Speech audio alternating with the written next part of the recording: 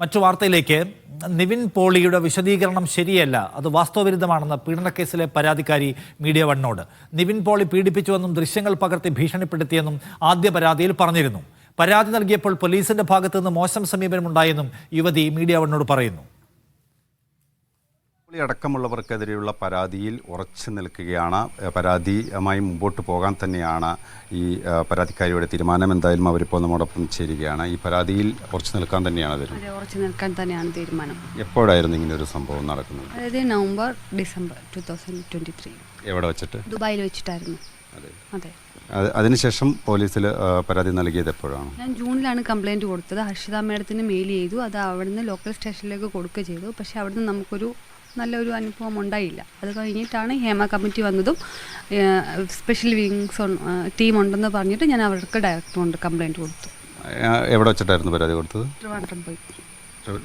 അതിനുശേഷം പോലീസ് എടുത്തൊരു സമീപനം ഉണ്ടായിരുന്നു? അല്ല, അത് കഴിഞ്ഞ് പോലീസായിട്ട് ആരും വന്നിട്ടില്ല. ഫസ്റ്റ് കൊടുത്ത ഒരു അന്വേഷണം ലോക്കൽ സ്റ്റേഷനിൽ വന്നതേ ഉള്ളൂ. രണ്ടാമതൊരു അന്വേഷണത്തിന് ആൾക്കാർ വന്നിട്ടില്ല.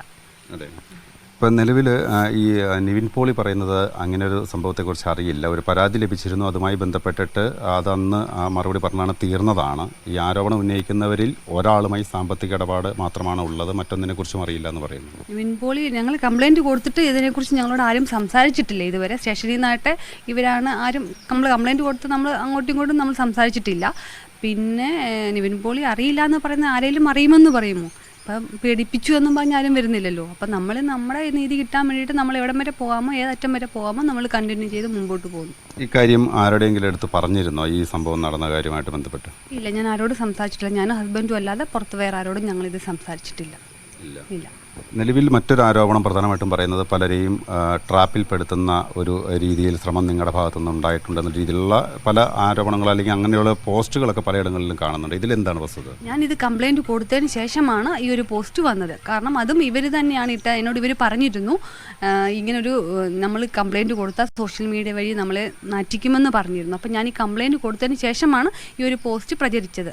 ഈ പോസ്റ്റിൻ്റെ പേരിലും ഞാൻ ലോക്കൽ സ്റ്റേഷനിൽ പോയി കംപ്ലയിൻറ്റ് കൊടുത്തപ്പം അതിന് തെളിവൊന്നും ഇല്ല എന്നും പറഞ്ഞുകൊണ്ട് അവരത് ഉഴപ്പി വിടുകയാണ് ചെയ്തത്. നിലവിൽ ഈ പരാതി കൊടുത്ത ശേഷം നിവിൻ പോളിയോ അല്ലെങ്കിൽ ഈ ആരോപണം ഉന്നയിക്കപ്പെട്ട മറ്റാരെങ്കിലും നിങ്ങളുമായി ബന്ധപ്പെടാൻ ശ്രമിച്ചിരുന്നു?